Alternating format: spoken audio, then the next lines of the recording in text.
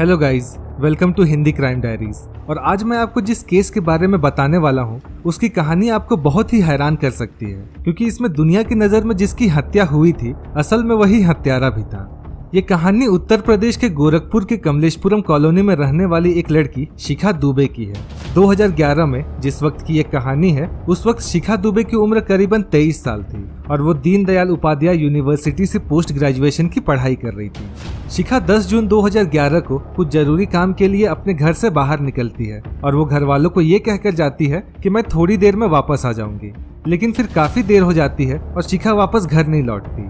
फिर जैसे जैसे शाम ढलती है परिवार वालों की चिंताएं और बढ़ने लगती है। दोस्तों और रिश्तेदारों को फोन किया जाता है मगर शिखा की जानकारी कहीं से भी नहीं मिलती।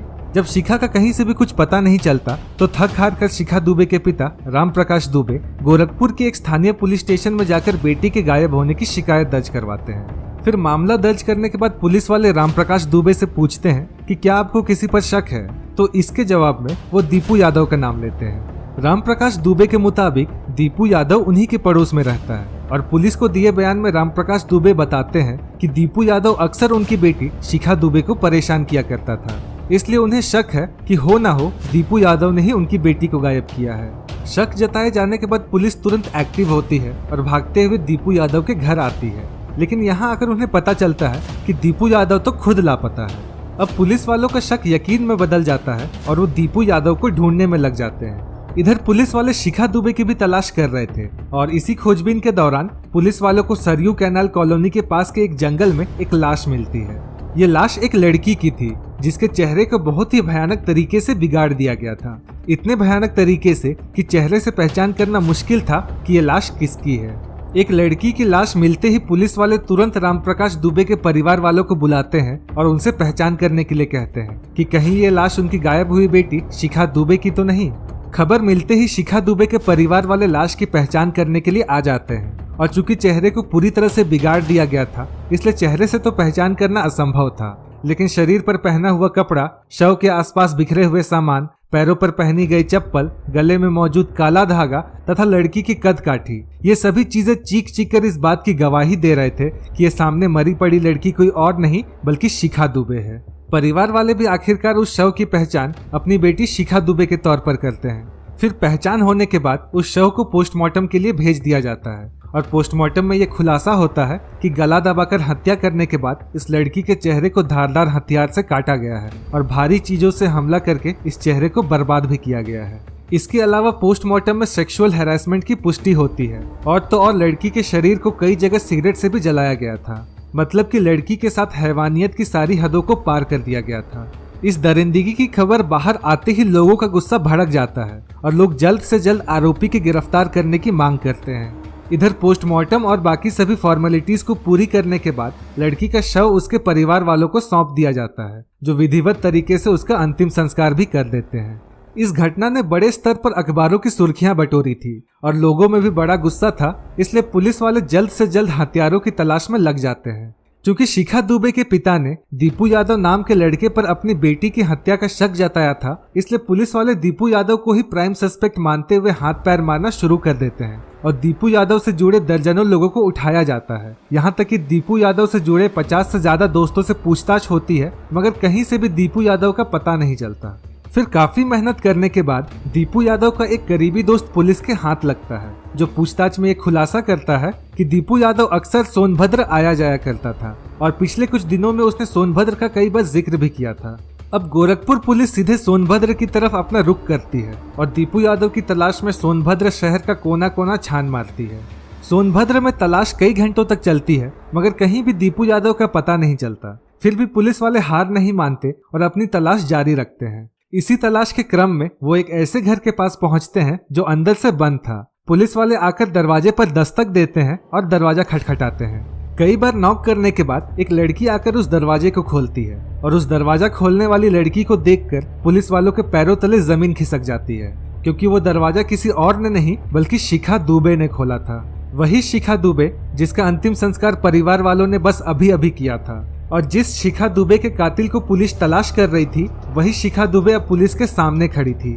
अब शिखा दुबे को जिंदा देखकर हैरान होते हुए पुलिस वाले इस मामले को समझने की कोशिश करते हैं और तुरंत ही उस घर के अंदर दाखिल हो जाते हैं। घर के अंदर का जो नजारा था वो और भी ज्यादा हैरान करने वाला था। कमरे में पुलिस वालों को कोई और नहीं बल्कि इस केस का प्राइम सस्पेक्ट दीपू यादव दिखता है। मतलब कि जिस लड़की शिखा दुबे की हत्या हुई थी और जिस लड़के दीपू यादव पर शिखा दुबे की हत्या का इल्जाम लगा था, वो दोनों सोनभद्र में एक ही घर में साथ रह रहे थे। यहाँ एक और बड़ा सवाल ये था कि जिस शिखा दुबे का कत्ल हुआ था वो तो पुलिस को जिंदा मिल गई, तो अभी अभी परिवार वालों ने जिस लड़की को अपनी बेटी मानकर उसका अंतिम संस्कार कर दिया वो आखिर कौन थी। अब पुलिस इन सवालों के जवाब तलाशने में लग जाती है और इन सवालों के सटीक जवाब अगर कोई दे सकता था तो वो शिखा दुबे और दीपू यादव ही थे। अब पुलिस वाले इन दोनों को सोनभद्र से गिरफ्तार करते हैं और गोरखपुर लेकर आते हैं और यहाँ इन दोनों से पूछताछ का सिलसिला शुरू होता है। इस पूछताछ के दौरान जो भी खुलासे होते हैं वो काफी हिला देने वाले थे। शिखा दुबे पूछताछ में ये खुलासा करती है कि दीपू यादव भी उसी के कॉलेज में पढ़ाई करता था और उसी के घर के आसपास रहता था। कॉलेज में इन दोनों की मुलाकात होती है और देखते ही देखते शिखा दुबे और दीपू यादव एक दूसरे को पसंद करने लगते हैं। दोनों एक दूसरे के साथ जीने मरने की कस्में खाते हैं और दुनिया की नजरों से बचकर दोनों एक दूसरे से मिलने भी लगते हैं। लेकिन इस प्यार की खबर आखिरकार शिखा दुबे के परिवार वालों को लग जाती है और वो शिखा दुबे पर कई तरह की पाबंदियां लगा देते हैं। इस कारण से दीपू यादव और शिखा दुबे का मिलना जुलना बंद हो जाता है। कुछ दिनों तक तो सब कुछ सामान्य रहता है, मगर फिर मौका मिलते ही शिखा और दीपू एक दूसरे से मिलने लगते हैं और 18 अप्रैल 2021 को गोरखपुर के ही एक मंदिर में जाकर चुपचाप से शादी कर लेते हैं। शादी करने के बाद दोनों इस बात की भनक किसी को भी नहीं लगने देते और अपने अपने घर पर रहने लगते हैं। अब दीपू यादव शिखा को अपने साथ रखने के प्लान पर काम करने लगता है। इन दोनों को अच्छे से पता था कि अगर परिवार वालों को बता भी दिया कि हमने शादी कर ली है तब भी परिवार वाले नहीं मानेंगे, इसलिए अब दोनों दूसरे रास्ते की तलाश में लग जाते हैं ताकि साथ रह सके। दीपू यादव अपनी इस परेशानी का जिक्र अपने एक दोस्त सुग्रीव से करता है। सुग्रीव का ट्रांसपोर्ट का बिजनेस था और वो ट्रक चलाया करता था। दीपू यादव की सारी बातें सुनने के बाद सुग्रीव इन दोनों को बताता है कि मैं एक ऐसी लड़की को जानता हूँ जो देखने में काफी हद तक शिखा की तरह है। उसकी कद काठी और लंबाई भी पूरी तरह शिखा की तरह ही है। फिर सुग्रीव कहता है कि अगर हम उसकी हत्या कर दे और हत्या करने के बाद उसे शिखा के कपड़े पहना दे और उसका चेहरा बिगाड़ दे तो लोग शिखा को मरा हुआ समझ लेंगे। फिर तुम दोनों किसी दूसरे शहर जाकर बड़े आराम से रह सकते हो। दीपू यादव और शिखा दुबे को सुग्रीव का यह आइडिया बहुत पसंद आता है और तीनों इस प्लान को हकीकत में बदलने के मिशन पर लग जाते हैं। अब प्लान के मुताबिक सुग्रीव शिखा दुबे की तरह दिखने वाली पूजा कुमारी नाम की लड़की से कांटेक्ट करता है और उसे कहता है कि तुम्हारे लिए एक नौकरी है मेरे पास, अगर तुम चाहो तो मुझसे आकर मिल सकती हो। पूजा कुमारी की उम्र करीबन 25 से 26 साल थी। उसकी एक 3 साल की बेटी थी और क्योंकि पूजा की आर्थिक स्थिति अच्छी नहीं थी और वो काम की तलाश में भी थी, इसलिए जब सामने से ऑफर आता है तो पूजा कुमारी उसे मना नहीं कर पाती और वो काम के लिए हाँ कहकर सुग्रीव से मिलने को तैयार हो जाती है। सुग्रीव तुरंत इस बात की जानकारी दीपू और शिखा को देता है और वो लोग तय करते हैं कि 10 जून को इस प्लान को हकीकत में बदला जाएगा। अब प्लान के मुताबिक सुग्रीव अपना ट्रक लेकर सोनभद्र से गोरखपुर के लिए निकल जाता है ताकि वो पूजा को अपने साथ ला सके। इधर तय समय के मुताबिक शिखा दुबे भी घर से निकलकर दीपू यादव से मिलती है और बाजार जाकर कुछ नए कपड़े खरीद लेती है।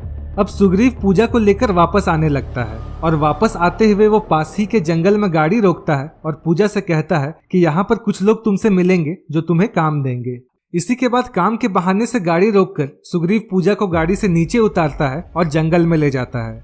यहाँ पर दीपू और शिखा भी आ जाते हैं और बड़ी ही बेरहमी से सुग्रीव और दीपू पूजा का गला दबाकर उसकी हत्या कर देते हैं। इसके बाद शिखा बाजार से खरीदकर लाए गए नए कपड़े खुद पहनती है और जो कपड़े पहनकर वो घर से निकली थी वो पूजा को पहना देती है। यहाँ तक कि जो काला धागा अक्सर शिखा अपने गले में पहना करती थी वो भी पूजा के गले में डाल देती है ताकि इस लाश की पहचान शिखा के तौर पर की जा सके। शिखा अपनी चप्पल भी पूजा के शव के आसपास छोड़ देती है और अपना सब कुछ पूजा को पहनाने के बाद शिखा पूजा के सब कपड़े छिपाकर अपने बैग में रख लेती है। कपड़ों के आधार पर तो पूजा अब शिखा बन चुकी थी, मगर चेहरे से अब भी वो पूजा के तौर पर ही जानी जाती। इसलिए अब सुग्रीव और दीपू मिलकर ट्रक से लोहे का एक बड़ा सा रॉड निकालते हैं और बड़ी ही बेरहमी से पूजा के चेहरे पर मारना शुरू कर देते हैं।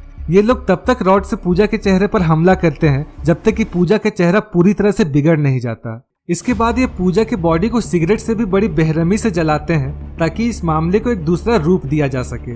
फिर हत्या करने के बाद दीपू और शिखा तुरंत वहां से सोनभद्र की तरफ भाग जाते हैं, जबकि सुग्रीव अपने खलासी बलराम के साथ मिलकर शव को वहां से उठाकर सरयू कैनाल के पास के जंगल में लाकर फेंक देता है और फिर छुपा देता है।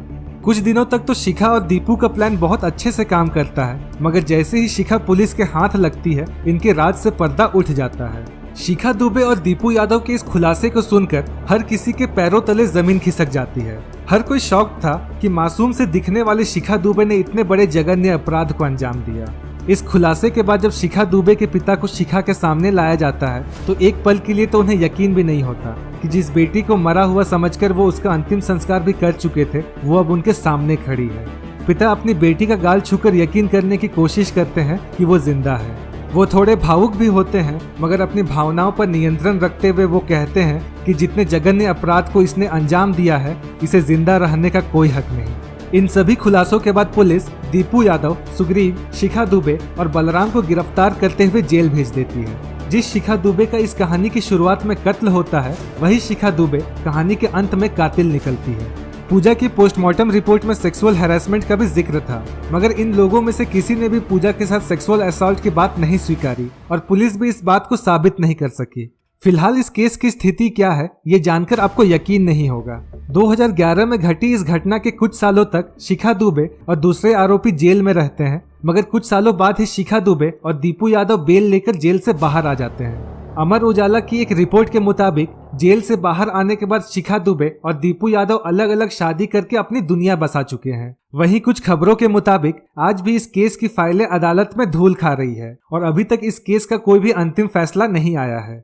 हम इस न्यायिक प्रक्रिया पर कोई टिप्पणी नहीं करना चाहेंगे, लेकिन इस पूरी घटना पर आपकी राय जानना जरूर चाहेंगे। आप हमें अपनी राय कमेंट बॉक्स में जरूर बताइएगा। हम आपसे मिलेंगे एक नई कहानी के साथ। तब तक के लिए अपना ख्याल रखें, घर पर रहें और सुरक्षित रहें।